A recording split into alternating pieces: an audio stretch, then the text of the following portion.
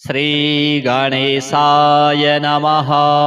अथ श्री हनुमत्कवचम्। गन्धमादनशैलस्य पुण्यस्योपरि संस्थितं सुखासीनं ब्रह्मपुत्रं वसिष्ठमिष्टुमिच्छति। वाल्खिल्यादयो देवा सदेवौघा महर्षयः आभ्यागम्य वसिष्ठं तं नमस्कृत्य यथाक्रमं पूजिता ऋषयः सर्वे तमुचुः प्रियपूर्वकम्। हे ब्रह्मण्याचितोऽस्माकं तमेवार्थं शुभप्रदम्। अस्मिन् पूर्वं हनुमते विक्रमं जगदुत्तमं त्वामृते कः समर्थोऽत्र हनुमत्कवचं शुभं। विख्यातानि सहस्राणि नामानि विविधानि च कवचं रामचन्द्रो वै अजपत्परमादरात्। एवं ब्रह्मात्मजं ब्रह्मन् नेतावत् कथयस्व नः। कानि नामानि किं छन्दः को ऋषिः किं च देवता को मन्त्रः केन दिग्बन्धः को विधिः किं फलं शुभं सर्वं कथय मे ब्रह्मन् कवचेन समन्वितम्। इत्युक्तो मुनिवाक्यं तु सावधानेन सर्वतः श्रुत्वा वचो वसिष्ठस्तु विस्मितः परमो ऋषिः। भवन्त एव सर्वज्ञास्त्रिकालज्ञा जगत्त्रये मदनुग्रह एवैष यां ब्रूहि परमर्षयः। एतत् प्रश्नं महापुण्यं रहस्यं परमाद्भुतं कथयामि मुनिश्रेष्ठ तत्पृष्ठोऽहं शेषतः। शृणुध्वं हि यथा पूर्वं सुविस्तरात्।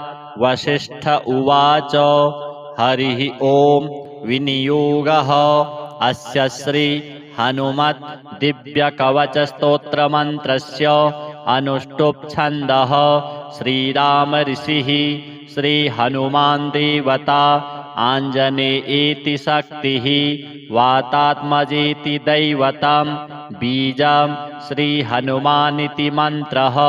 मर्कटराडिति कीलकं वज्रका एति कवचं बलवानिति योनिः दंष्ट्रायुधेति अस्त्रम्। हृदयादिन्यासः अञ्जनासूनवे नमः इति हृदये रुद्ररूपाय नमः शिरसे स्वाहा। वायुसुता एति शिखायै वषट् अग्निगर्भाय नमः कवचाय हुं। रामदूताय नमः नेत्रत्रयाय वषट् ब्रह्मास्त्रस्तम्भना एति अस्त्राय फट्। ध्यानं ध्यायेद्बालदिवाकरद्युतिनिभं देवारिदर्पापहं देवेन्द्रप्रमुखं समस्तयशसं देदीप्यमानं रुचा।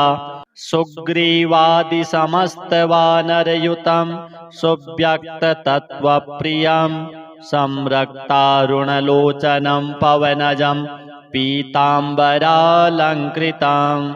अथ कवचं प्राच्यां वज्रतनुः पातु आग्नेयामग्निनाजितः। यां पात्वञ्जनीपुत्रो शोकघ्नपिङ्गलेक्षणः। नैररित्यां पातु दैत्यघ्नो वारुण्यामब्धिलङ्घनः। वायव्यां वायुजः पातु प्रयत्नेनोत्तरादिशः। पातु लक्ष्मणशोकघ्नो गमनः सर्वदा महान्।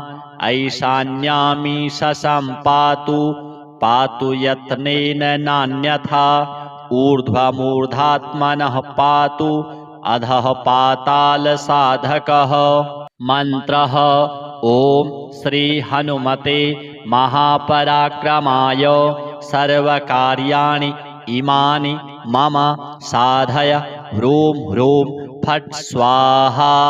त्रिशिरोरघ्नः शिरः पातु भालं भालेक्षणः प्रभुः कर्णौ पात्विप्रकर्णस्यास् तथाक्षिण्यक्षसंहरः हनुमान् मे हनु पातु नासिकाग्रमनासिजित् चतुर्वक्त्रहरो वक्त्रं पातु दन्तानि सर्वदा शूलद्रंष्टाजितः पातु जिह्वायां दैत्यजिह्वः भुजौ भुजायुधः पातु स्कन्धौ मे सन्धिकारकः अङ्गुलिः पातु रामस्य वर्णाङ्गुलीयधारकः नखान्नखायुधः पातु कङ्किनी भञ्जतस्तनौ वक्षः पात्वशमवक्षघ्नो महोदरहरोदरं केसरी नन्दनो मध्यः पातु पूर्वं प्रयत्नतः नाभिं पातु सदा पद्म नाभश्च निजशक्तिमान् पृष्ठं पातु रणे पृष्ठं नादेयः सर्वदा हितः गुदं रक्तगुदः पातु गुह्यं गुह्यस्त्वलिङ्गकः ऊरू पात्वहितस्योरु भञ्जनो ग्रामसत्वरः स्थूलं जङ्घाख्यसंहारः पातु मे जङ्घयोर्द्वयोः दैत्यानां शीर्षविन्यस्त पादः पात्वनिसम्पदौ यत्नेन सर्वकर्माणि मर्मज्ञः पातु सर्वदा रक्तरोमाह्वयध्वंसि रोमकूपानि पातु मे अह्नि पात्वहितावध्यः रात्रौ रात्रिजयाधिकः सन्ध्यां सन्धानकारिण्यां रामायानीय दत्तवान् सङ्ग्रामे तु महामोहान् सर्वदा सर्वतो जय जले ग्रहहरः पातु वने लङ्कावनान्तकृत् स्थले भीमाग्रजः पातु गिरौ गिरिवनेश्वरः सङ्ग्रामे बलवान् पातु अग्नौ लङ्काविदाहकः गृहे मां पातु सर्वत्र कदलीवनमन्दिरः हनुमत्कवचं यस्तु पठेद् विद्वान् विचक्षणः तत्फलं पुरतः सर्वं वक्ष्यामिह मुनीश्वर। अथ श्री हनुमत् वडवानल स्तोत्रम् विनियोगः। ओम अस्य श्री हनुमत् वडवानल स्तोत्र मंत्रस्य श्रीरामचंद्र ऋषिः श्री वडवानल हनुमान् देवता राम बीजं ह्रीं शक्तिः सौं कीलकं मम समस्तविघ्न दोषनिवारणार्थं सर्वशत्रुक्षयार्थं सकल राजकुल सम्मोहनार्थं मम समस्तरोग प्रशमनार्थं आयुरारोग्यैश्वर्याभिवृद्ध्यर्थं समस्तपापक्षयार्थं श्री सीतारामचंद्र प्रीत्यर्थं च हनुमत् वडवानल स्तोत्र जपम् अहं करिष्ये।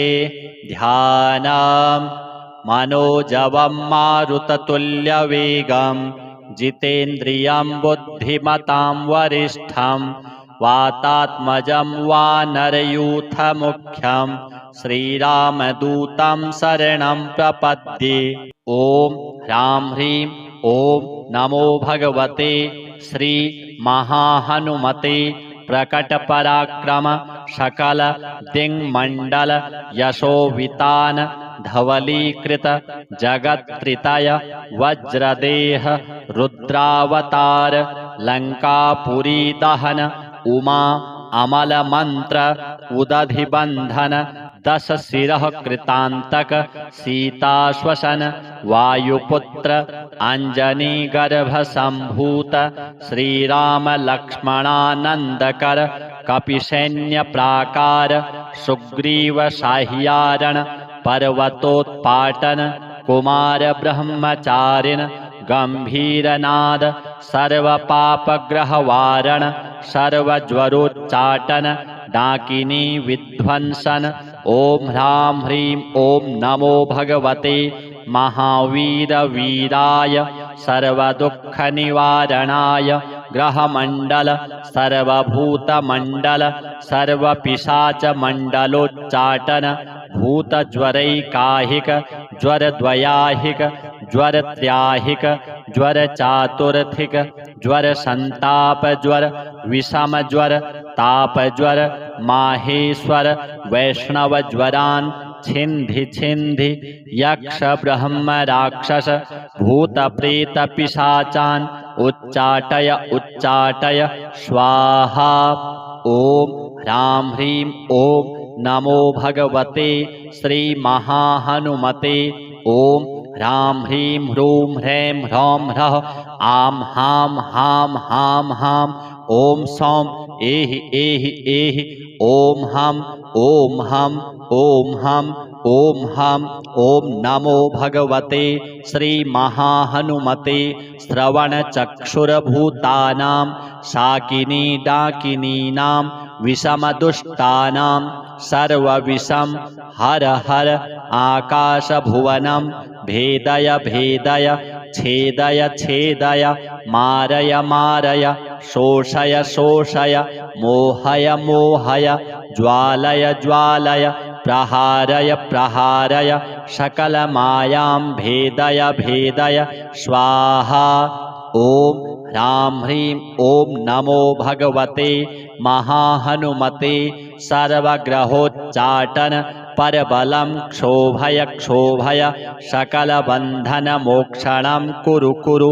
शिरः शूल गुल्मशूल सर्वशूलान् निर्मूलय निर्मूलय नागपाशानन्त वासुकी तक्षक करकोटक कालीयान यक्षकुल जलगत बिलगत रात्रिचर दिवाचर सर्वान्निर्विषं कुरु कुरु स्वाहा।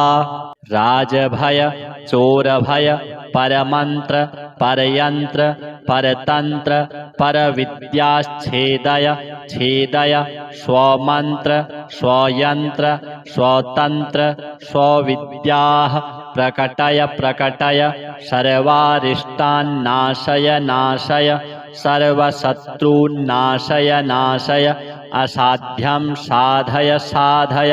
हूं फट् स्वाहा। श्री हनुमत् देवार्पणमस्तु। अथ श्री हनुमत् कवचम्।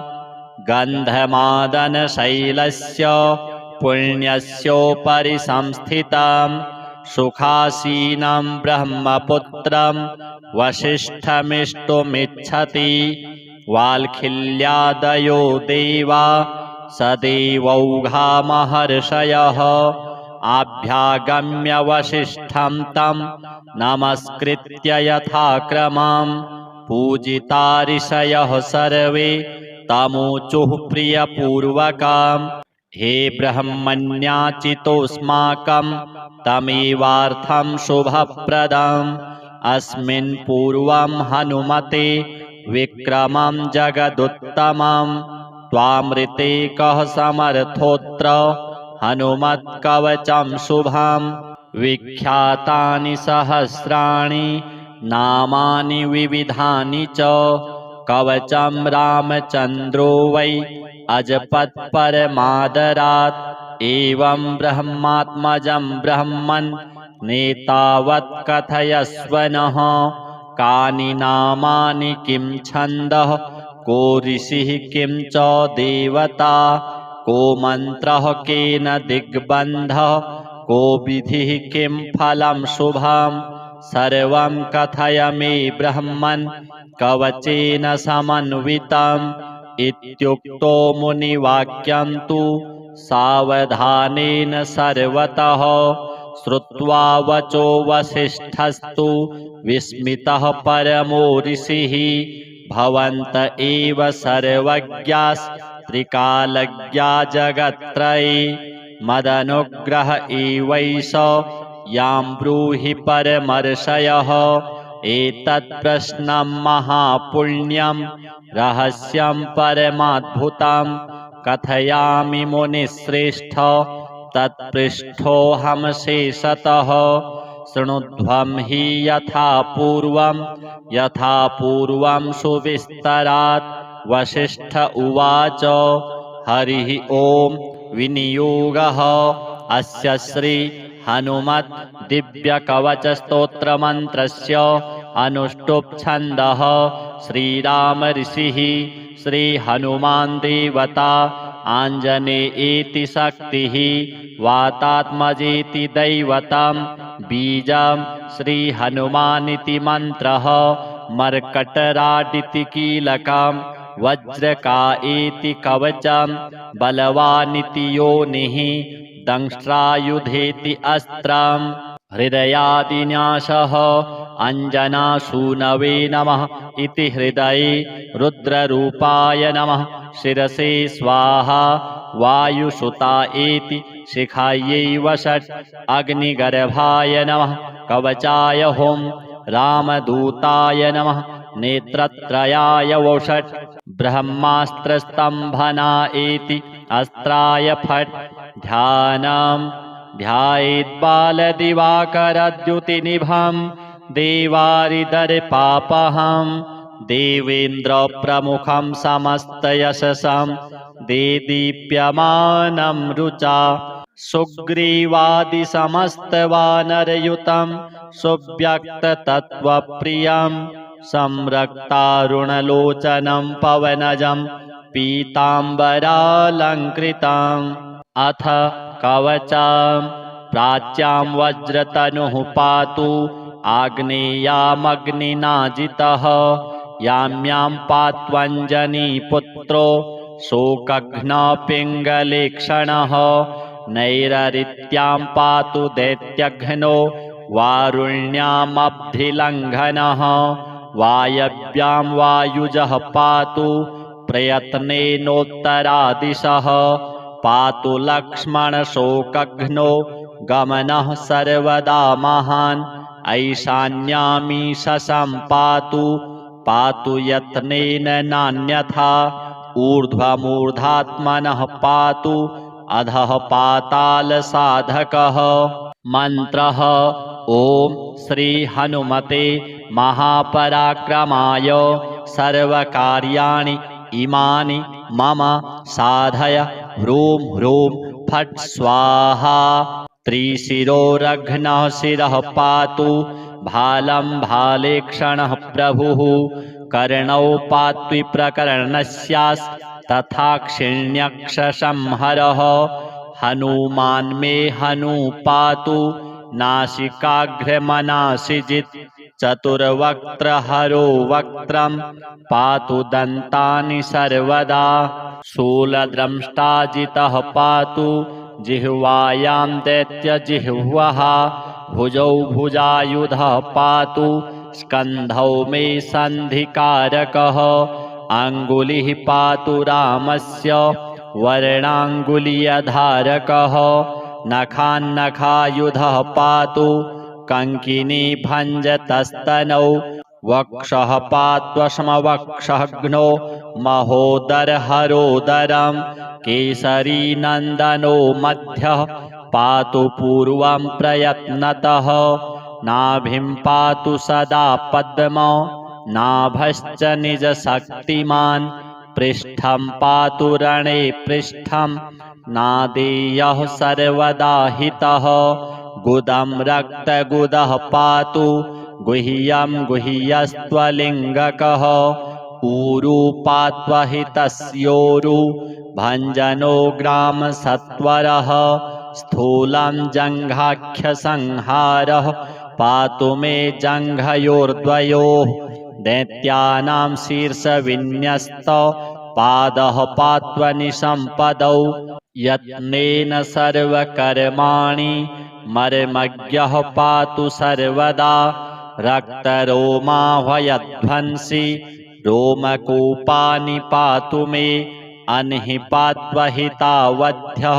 रात्रौ रात्रिजयाधिकः सन्ध्यां सन्धानकारिण्यां रामायानीय दत्तवान् संग्रामे तु महामोहान् सर्वदा सर्वतो जय जले ग्रहहरः पातु वने लङ्कावनान्तकृत् स्थले भीमाग्रजः पातु गिरौ गिरिवनेश्वरः संग्रामे बलवान् पातु अग्नौ लङ्काविदाहकः गृहे मां पातु सर्वत्र कदलीवनमन्दिरः हनुमत्कवचं यस्तु पठेद् विद्वान् विचक्षणः तत्फलं पुरतः सर्वं वक्ष्यामिह मुनीश्वर। अथ श्री हनुमत् वडवानल स्तोत्र विनियोगः। ओम अस्य श्री हनुमत् वडवानल स्तोत्र मंत्रस्य श्रीरामचंद्र ऋषिः श्री वडवानल हनुमान् देवता राम बीजं ह्रीं शक्तिः सौं कीलकं मम समस्त विघ्न दोष निवारणार्थं सर्वशत्रुक्षयार्थं सकल राजकुल सम्मोहनार्थं मम समस्त रोग प्रशमनार्थं आयुरारोग्यैश्वर्याभिवृद्ध्यर्थं समस्त पापक्षयार्थं श्री सीतारामचंद्र प्रीत्यर्थं च हनुमत् वडवानल स्तोत्र जपम अहम करिष्ये। ध्यानम् मनोजवं मारुततुल्यवेगं जितेन्द्रियं बुद्धिमतां वरिष्ठं वातात्मजं वानरयूथमुख्यं श्रीरामदूतं शरणं प्रपद्ये। ओम ह्रां ह्रीं ओम नमो भगवते श्री महाहनुमते प्रकट पराक्रम सकल दिङ्मण्डल यशोवितान धवलीकृत जगत्त्रितय वज्रदेह रुद्रावतार लंकापुरी दहन उमा अमल मंत्र उदधिबंधन दश शिरः कृतांतक सीताश्वसन वायुपुत्र अंजनी गर्भ संभूत श्रीराम लक्ष्मणानंदकर कपिसैन्य प्राकार सुग्रीव साह्यारण पर्वतोत्पाटन कुमार ब्रह्मचारिण गंभीरनाद सर्व पापग्रहवारण सर्वज्वरोच्चाटन डाकिनी विध्वंसन। ओम ह्रां ह्रीं ओम नमो भगवते महावीर वीराय सर्वदुःख निवारणाय ग्रहमंडल सर्वभूतमंडल सर्वपिशाच मंडलोच्चाटन भूतज्वरैकाहिक ज्वरद्वयाहिक ज्वरत्र्याहिक ज्वरचातुर्थिक ज्वरसन्तापज्वर विषमज्वर तापज्वर माहेश्वर वैष्णवज्वरान् छिन्धि छिन्धि यक्ष ब्रह्म राक्षस भूत प्रेत पिशाचान् उच्चाटय उच्चाटय स्वाहा। ओम ह्रां ह्रीं ओम नमो भगवते श्री महाहनुमते। ओम ह्रां ह्रीं ह्रूं ह्रैं ह्रौं ह्रः आं हां हां हां हां ओम सौं एहि एहि एहि ओम हम ओम हम ओम हम ओम हम।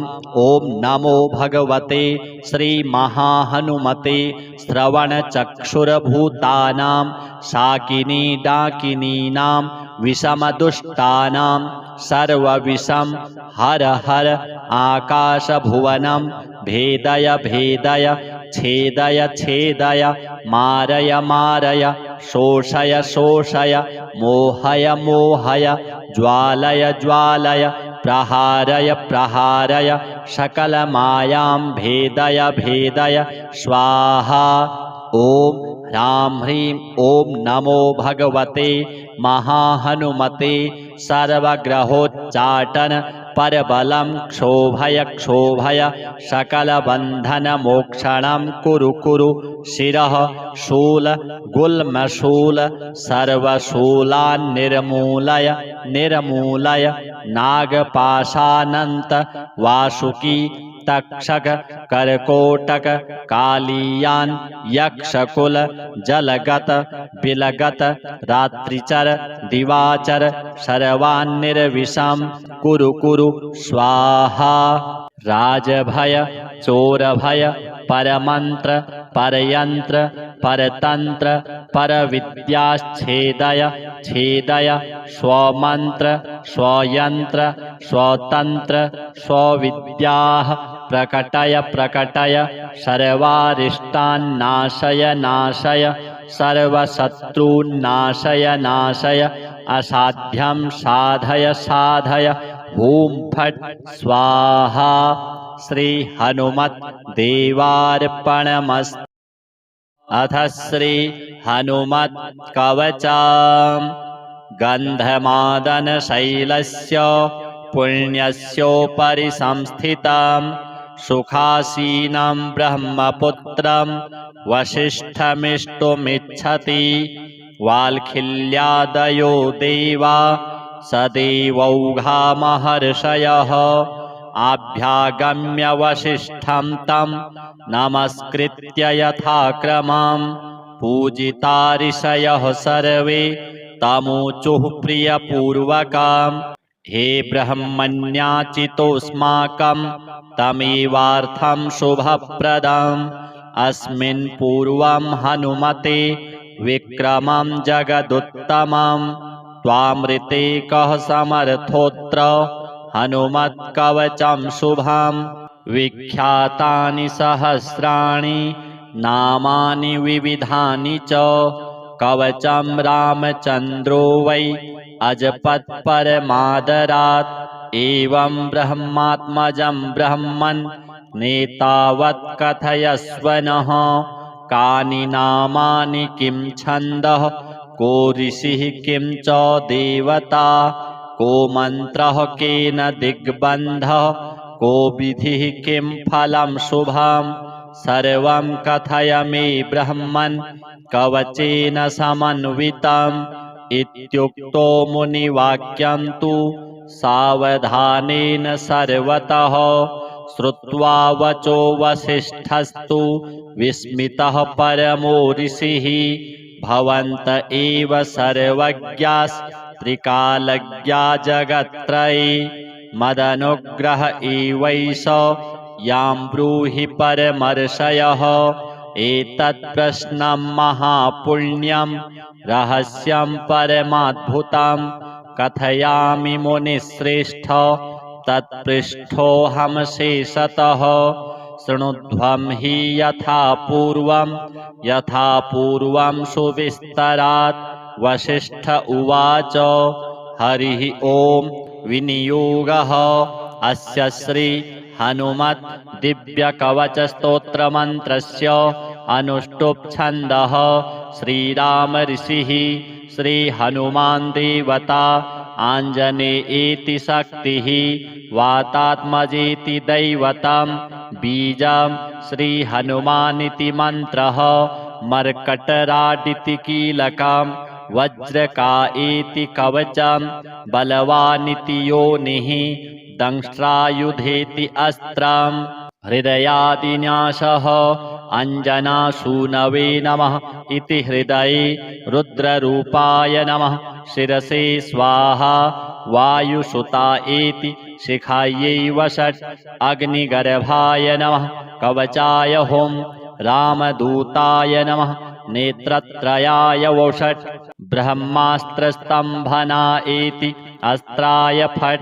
ध्यानं ध्यायेद्बालदिवाकरद्युतिनिभं देवारिदर्पापहं।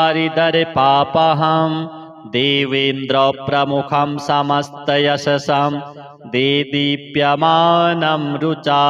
सुग्रीवादिसमस्तवानरयुतं सुव्यक्ततत्त्वप्रियं संरक्तारुणलोचनं पवनजं पीताम्बरालङ्कृतम्।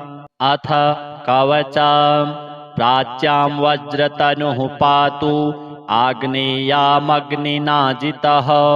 यां यां पात्वञ्जनीपुत्रो शोकघ्नः पिङ्गलेक्षणः नैररित्यां पातु दैत्यघ्नो वारुण्यामब्धिलङ्घनः वायव्यां वायुजः पातु प्रयत्नेनोत्तरादिशः पातु लक्ष्मणशोकघ्नो गमनः सर्वदा महान् ऐशान्यामीशं पातु पातु यत्नेन नान्यथा ऊर्ध्वमूर्धात्मनः पातु अधः पातालसाधकः मन्त्रः ॐ श्री हनुमते महापराक्रमाय सर्वकार्याणि इमानि मम साधय ह्रूं ह्रूं फट् स्वाहा त्रिशिरोरघ्नः शिरः पातु भालं भालेक्षणः प्रभुः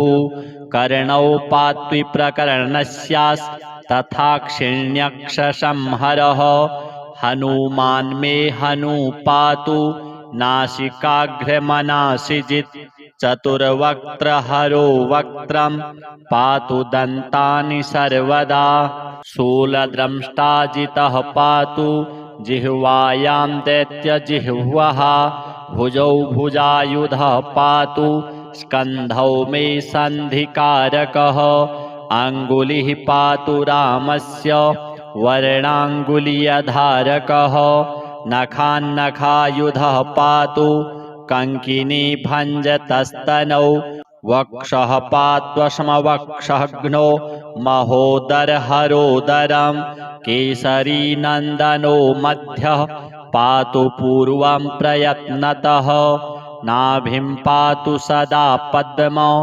नाभश्च निजशक्तिमान् पृष्ठं पातु रणे पृष्ठं नादेयः सर्वदा हितः गुदं रक्तगुदः पातु गुह्यं गुह्यस्त्वलिङ्गकः ऊरू पात्वहितस्योरु भञ्जनो ग्रामसत्वरः स्थूलं जङ्घाख्यसंहारः पातु मे जङ्घयोर्द्वयोः दैत्यानां शीर्षविन्यस्त पादः पात्वनिसम्पदौ यत्नेन सर्वकर्माणि मर्मज्ञः पातु सर्वदा रक्तरोमाह्वयध्वंसि रोमकूपानि पातु मे अह्नि पात्वहितावध्यः रात्रौ रात्रिजयाधिकः सन्ध्यां सन्धानकारिण्यां रामायानीय दत्तवान् सङ्ग्रामे तु महामोहान् सर्वदा सर्वतो जय जले ग्रहहरः पातु वने लङ्कावनान्तकृत् स्थले भीमाग्रजः पातु गिरौ गिरिवनेश्वरः सङ्ग्रामे बलवान् पातु अग्नौ लङ्काविदाहकः गृहे मां पातु सर्वत्र कदलीवनमन्दिरः हनुमत्कवचं यस्तु पठेद् विद्वान् विचक्षणः तत्फलं पुरतः सर्वं वक्ष्यामि मुनीश्वर।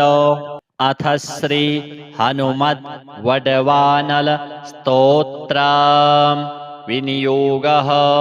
ओम अस्य श्री हनुमत् वडवानल स्तोत्र मंत्रस्य श्रीरामचंद्र ऋषिः श्री वडवानल हनुमान् देवता राम बीजं ह्रीं शक्तिः सौं कीलकं मम समस्तविघ्न दोषनिवारणार्थं सर्वशत्रुक्षयार्थं सकल राजकुल सम्मोहनार्थं मम समस्तरोग प्रशमनार्थं आयुरारोग्यैश्वर्याभिवृद्ध्यर्थं समस्त पापक्षयार्थं श्री सीतारामचंद्र प्रीत्यर्थं च हनुमत् वडवानल स्तोत्र जपम अहं करिष्ये। ध्यानम् मनोजवं मारुततुल्यवेगं जितेन्द्रियं बुद्धिमतां वरिष्ठं वातात्मजं वानरयूथमुख्यं श्रीरामदूतं शरणं प्रपद्ये। ॐ ह्रां ह्रीं ॐ नमो भगवते श्री महाहनुमते प्रकटपराक्रम सकल दिङ्मण्डल यशोवितान धवलीकृत जगत्त्रितय वज्रदेह रुद्रावतार लंकापुरी दहन उमा अमल मंत्र उदधिबंधन दश शिरः कृतांतक सीताश्वसन वायुपुत्र अंजनी गर्भ संभूत श्रीराम लक्ष्मणानंदकर कपिसैन्य प्राकार सुग्रीव साह्यारण पर्वतोत्पाटन कुमार ब्रह्मचारिण गंभीरनाद सर्वपापग्रहवारण सर्वज्वरोच्चाटन डाकिनी विध्वंसन। ओम ह्रां ह्रीं ओम नमो भगवते महावीर वीराय सर्वदुःखनिवारणाय ग्रहमण्डल सर्वभूतमण्डल सर्वपिशाचमण्डलोच्चाटन भूतज्वरैकाहिक ज्वरद्वयाहिक ज्वरत्र्याहिक ज्वरचातुर्थिक ज्वरसन्तापज्वर विषमज्वर तापज्वर माहेश्वर वैष्णवज्वरान् छिन्धि छिन्धि यक्ष ब्रह्म राक्षस भूत प्रेत पिशाचान् उच्चाटय उच्चाटय स्वाहा। ओम ह्रां ह्रीं ओम नमो भगवते श्री महाहनुमते। ओम ह्रां ह्रीं ह्रूं ह्रैं ह्रौं ह्रः आं हां हां हां हां ओम सौं एहि एहि एहि ओम हम ओम हम ओम हम ओम हम। ओम नमो भगवते श्री महाहनुमते श्रवणचक्षुर्भूतानां शाकिनी डाकिनीनां विषमदुष्टानां सर्वविषं हर हर आकाशभुवनं भेदय भेदय छेदय छेदय मारय मारय शोषय शोषय मोहय मोहय ज्वालय ज्वालय प्रहारय प्रहारय सकलमायां भेदय भेदय स्वाहा। ओम ह्रां ह्रीं ओम नमो भगवते महाहनुमते सर्वग्रहोच्चाटन परबलं क्षोभय क्षोभय सकलबन्धनमोक्षणं कुरु कुरु शिरः शूल गुल्मशूल सर्वशूलान् निर्मूलय निर्मूलय नागपाशानन्त वासुकी तक्षक करकोटक कालियान यक्षकुल जलगत बिलगत रात्रिचर दिवाचर सर्वान्निर्विषं कुरु कुरु स्वाहा।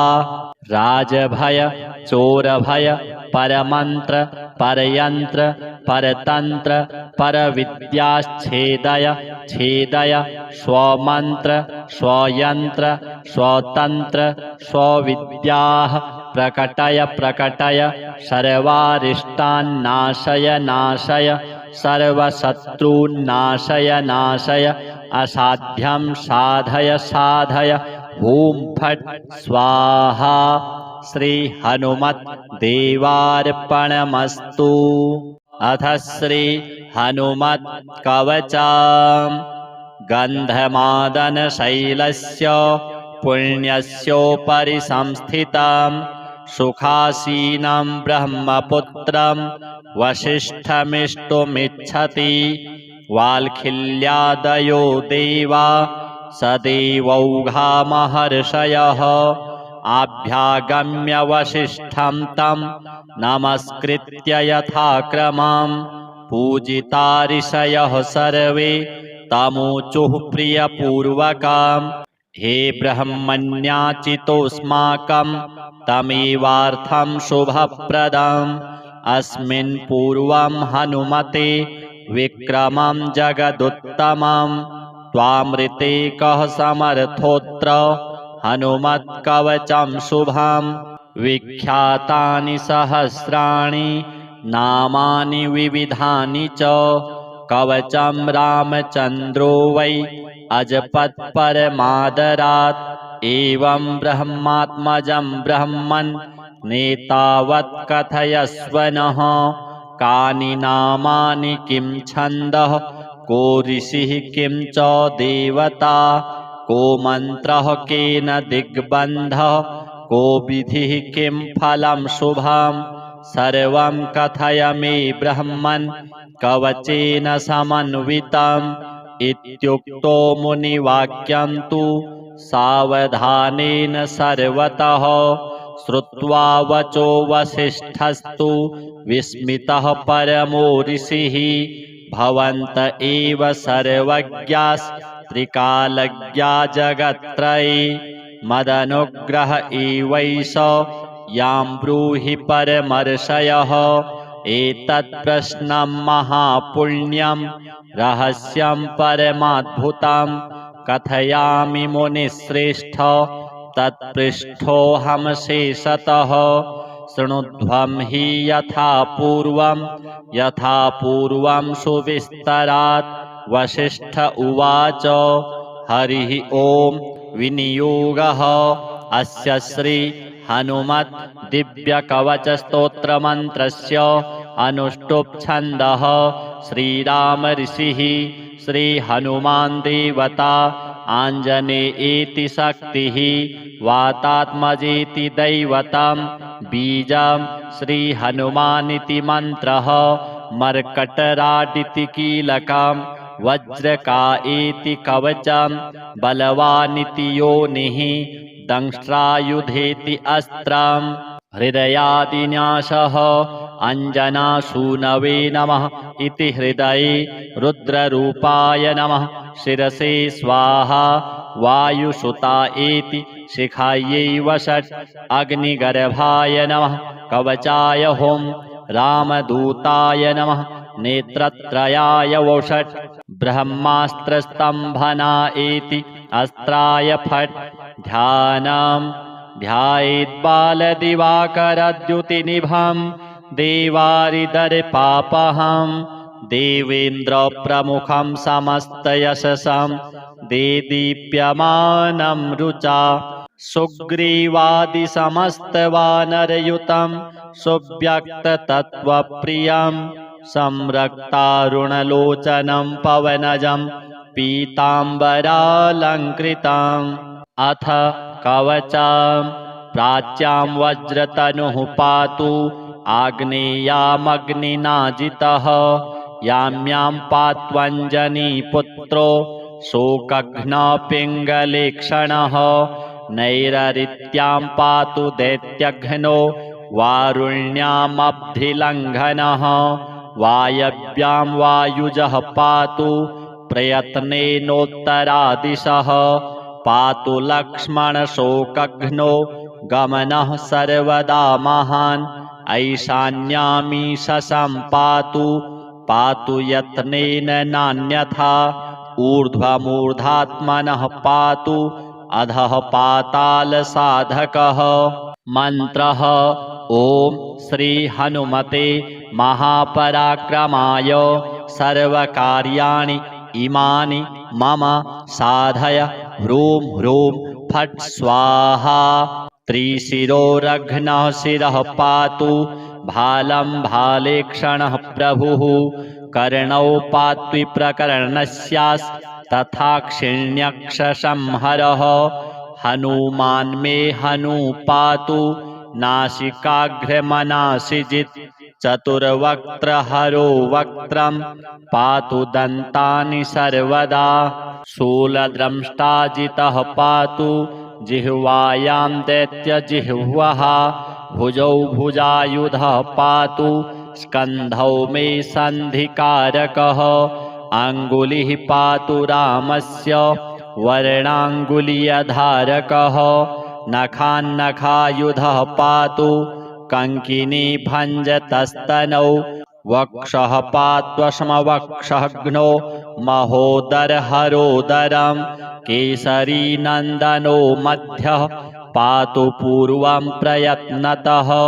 नाभिं पातु सदा पद्म नाभश्च निजशक्तिमान् पृष्ठं पातु रणे पृष्ठं नादेयः सर्वदा हितः गुदं रक्तगुदः पातु गुह्यं गुह्यस्त्वलिङ्गकः ऊरू पात्वहितस्योरु भञ्जनो ग्रामसत्वरः स्थूलं जङ्घाख्यसंहारः पातु मे जङ्घयोर्द्वयोः दैत्यानां शीर्षविन्यस्त पादः पात्वनिसम्पदौ यत्नेन सर्वकर्माणि मर्मज्ञः पातु सर्वदा रक्तरोमाह्वयध्वंसि रोमकूपानि पातु मे अह्नि पात्वहितावध्यः रात्रौ रात्रिजयाधिकः सन्ध्यां सन्धानकारिण्यां रामायानीय दत्तवान् संग्रामे तु महामोहान् सर्वदा सर्वतो जय जले ग्रहहरः पातु वने लङ्कावनान्तकृत् स्थले भीमाग्रजः पातु गिरौ गिरिवनेश्वरः संग्रामे बलवान् पातु अग्नौ लङ्काविदाहकः गृहे मां पातु सर्वत्र कदलीवनमन्दिरः हनुमत्कवचं यस्तु पठेद् विद्वान् विचक्षणः तत्फलं पुरतः सर्वं वक्ष्यामिह मुनीश्वर। अथ श्री हनुमत् वडवानल स्तोत्र विनियोगः। ओम अस्य श्री हनुमत् वडवानल स्तोत्र मंत्रस्य श्रीरामचंद्र ऋषिः श्री वडवानल हनुमान् देवता राम बीजं ह्रीं शक्तिः सौं कीलकं मम समस्तविघ्न दोषनिवारणार्थं सर्वशत्रुक्षयार्थं सकल राजकुलसम्मोहनार्थं मम समस्तरोग प्रशमनार्थं आयुरारोग्यैश्वर्याभिवृद्ध्यर्थं समस्तपापक्षयार्थं श्री सीतारामचंद्र प्रीत्यर्थं च हनुमत् वडवानल स्तोत्र जपम् अहं करिष्ये। ध्यानम् मनोजवं मारुततुल्यवेगं जितेन्द्रियं बुद्धिमतां वरिष्ठं वातात्मजं वानरयूथमुख्यं श्रीरामदूतं शरणं प्रपद्ये। ॐ ह्रां ह्रीं ॐ नमो भगवते श्री महाहनुमते प्रकटपराक्रम सकल दिङ्मण्डल यशोवितान धवलीकृत जगत्त्रितय वज्रदेह रुद्रावतार लंकापुरी दहन उमा अमल मंत्र उदधिबंधन दश शिरः कृतांतक सीताश्वसन वायुपुत्र अंजनी गर्भ संभूत श्रीराम लक्ष्मणानंदकर कपिसैन्य प्राकार सुग्रीव साह्यारण पर्वतोत्पाटन कुमार ब्रह्मचारिण गंभीरनाद सर्वपापग्रहवारण सर्वज्वरोच्चाटन डाकिनी विध्वंसन। ओम ह्रां ह्रीं ओम नमो भगवते महावीर वीराय सर्वदुःखनिवारणाय ग्रहमण्डल सर्वभूतमण्डल सर्वपिशाचमण्डलोच्चाटन भूतज्वरैकाहिक ज्वरद्वयाहिक ज्वरत्र्याहिक ज्वरचातुर्थिक ज्वरसन्तापज्वर विषमज्वर तापज्वर माहेश्वर वैष्णवज्वरान् छिन्धि छिन्धि यक्ष ब्रह्म राक्षस भूत प्रेत पिशाचान् उच्चाटय उच्चाटय स्वाहा। ओम ह्रां ह्रीं ओम नमो भगवते श्री महाहनुमते। ओम ह्रां ह्रीं ह्रूं ह्रैं ह्रौं ह्रः आं हां हां हां हां। ओम सौं एहि एहि एहि। ओम हम ॐ हं ॐ हं ॐ हं ॐ नमो भगवते श्रीमहाहनुमते श्रवणचक्षुर्भूतानां शाकिनी डाकिनीनां विषमदुष्टानां सर्वविषं हर हर आकाशभुवनं भेदय भेदय छेदय छेदय मारय मारय शोषय शोषय मोहय मोहय ज्वालय ज्वालय प्रहारय प्रहारय सकलमायां भेदय भेदय स्वाहा। ॐ ह्रां ह्रीं ॐ नमो भगवते महाहनुमते सर्वग्रहोच्चाटन परबलं क्षोभय क्षोभय सकलबन्धनमोक्षणं कुरु कुरु शिरः शूल गुल्मशूल सर्वशूलान् निर्मूलय निर्मूलय नागपाशानन्त वासुकी तक्षक करकोटक कालीयान यक्षकुल जलगत बिलगत रात्रिचर दिवाचर सर्वान्निर्विषं कुरु कुरु स्वाहा। राजभय चोरभय परमंत्र परयंत्र परतंत्र परविद्याच्छेदय छेदय स्वमंत्र स्वयंत्र स्वतंत्र स्वविद्याः प्रकटय प्रकटय सर्वारिष्टान्नाशय नाशय सर्वशत्रून्नाशय नाशय असाध्यं साधय साधय हूं फट् स्वाहा। श्री हनुमत देवार्पणमस्तु। अथ श्री हनुमत कवचम्।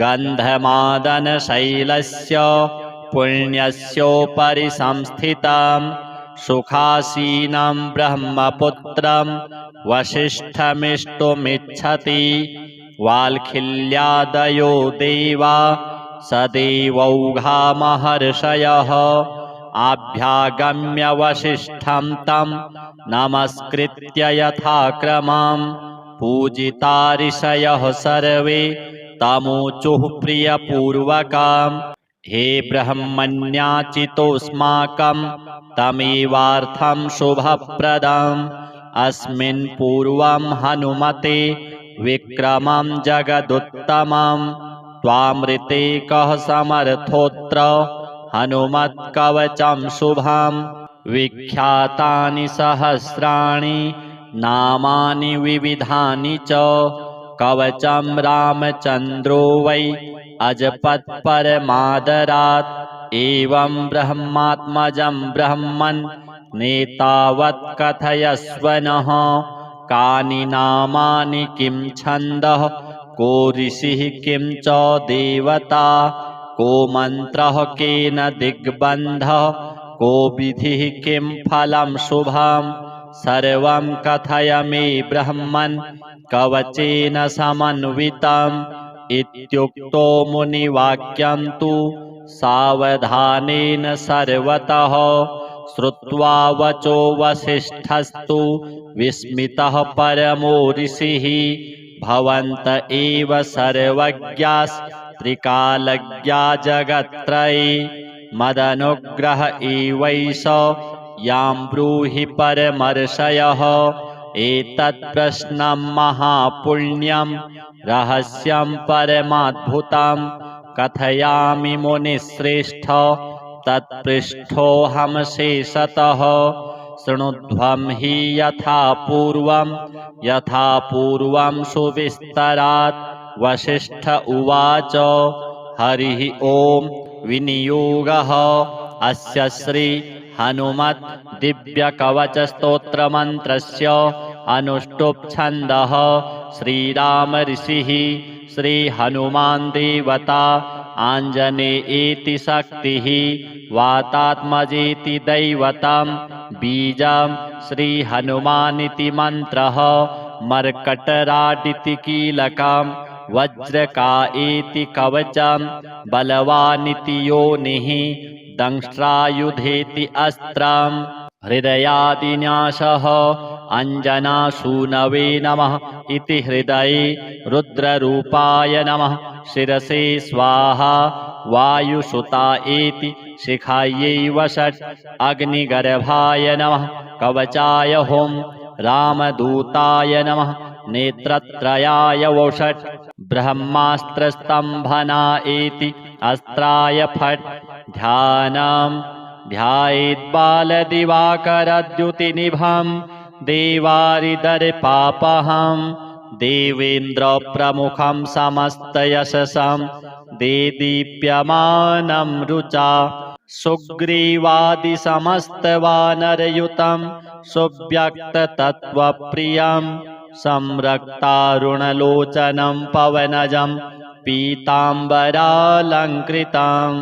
अथ कवचं प्राच्यां वज्रतनुः पातु आग्नेयामग्निनाजितः याम्यां पात्वञ्जनीपुत्रो शोकघ्नपिङ्गलेक्षणः नैररित्यां पातु दैत्यघ्नो वारुण्यामब्धिलङ्घनः वायव्यां वायुजः पातु प्रयत्नेनोत्तरादिशः पातु लक्ष्मणशोकघ्नो गमनः सर्वदा महान् ऐशान्यामीशं पातु पातु यत्नेन नान्यथा ऊर्ध्वमूर्धात्मनः पातु अधः पातालसाधकः मन्त्रः ॐ श्री हनुमते महापराक्रमाय सर्वकार्याणि इमानि मम साधय ह्रूं ह्रूं फट् स्वाहा त्रिशिरोरघ्नः शिरः पातु भालं भालेक्षणः प्रभुः कर्णौ पात्विप्रकर्णस्यास्तथाक्षिण्यक्षसंहरः हनुमान् मे हनु पातु नासिकाग्रमनासिजित् चतुर्वक्त्रहरो वक्त्रं पातु दन्तानि सर्वदा शूलद्रंष्टाजितः पातु जिह्वायां दैत्यजिह्वः भुजौ भुजायुधः पातु स्कन्धौ मे सन्धिकारकः अङ्गुलिः पातु रामस्य वर्णाङ्गुलीयधारकः नखान्नखायुधः पातु कङ्किनी भञ्जतस्तनौ वक्षः पात्वश्मवक्षघ्नो महोदरहरोदरं केसरीनन्दनो मध्यः पातु पूर्वं प्रयत्नतः नाभिं पातु सदा पद्मो नाभश्च निजशक्तिमान् पृष्ठं पातु रणे पृष्ठं नादेयः सर्वदा हितः गुदं रक्तगुदः पातु गुह्यं गुह्यस्त्वलिङ्गकः ऊरू पात्वहितस्योरु भञ्जनो ग्रामसत्वरः स्थूलं जङ्घाख्यसंहारः पातु मे जङ्घयोर्द्वयोः दैत्यानां शीर्षविन्यस्त पादः पात्वनिसम्पदौ यत्नेन सर्वकर्माणि मर्मज्ञः पातु सर्वदा रक्तरोमाह्वयध्वंसि रोमकूपानि पातु मे अह्नि पात्वहितावध्यः रात्रौ रात्रिजयाधिकः सन्ध्यां सन्धानकारिण्यां रामायानीय दत्तवान् सङ्ग्रामे तु महामोहान् सर्वदा सर्वतो जय जले ग्रहहरः पातु वने लङ्कावनान्तकृत् स्थले भीमाग्रजः पातु गिरौ गिरिवनेश्वरः सङ्ग्रामे बलवान् पातु अग्नौ लङ्काविदाहकः गृहे मां पातु सर्वत्र कदलीवनमन्दिरः हनुमत्कवचं यस्तु पठेद् विद्वान् विचक्षणः तत्फलं पुरतः सर्वं वक्ष्यामिह मुनीश्वर। अथ श्री हनुमत् वडवानल स्तोत्र विनियोगः।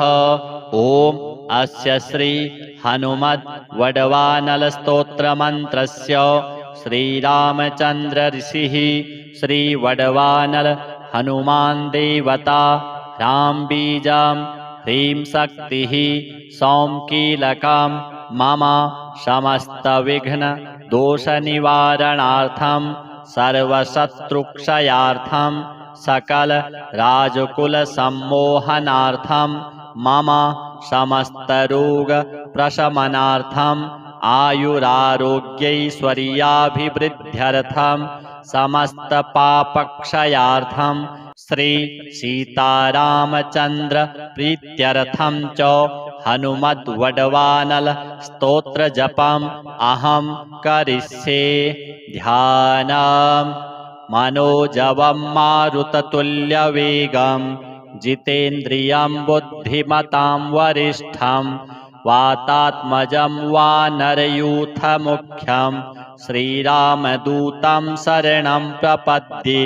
ॐ ह्रां ह्रीं ॐ नमो भगवते श्री महाहनुमते प्रकटपराक्रम सकल दिङ्मण्डल यशोवितान धवलीकृत जगत्त्रितय वज्रदेह रुद्रावतार लंकापुरी दहन उमा अमल मंत्र उदधिबंधन दश शिरः कृतांतक सीताश्वसन वायुपुत्र अंजनी गर्भ संभूत श्रीराम लक्ष्मणानंदकर कपिसैन्य प्राकार सुग्रीव साह्यारण पर्वतोत्पाटन कुमार ब्रह्मचारिण गंभीरनाद सर्वपापग्रहवारण सर्वज्वरोच्चाटन डाकिनी विध्वंसन।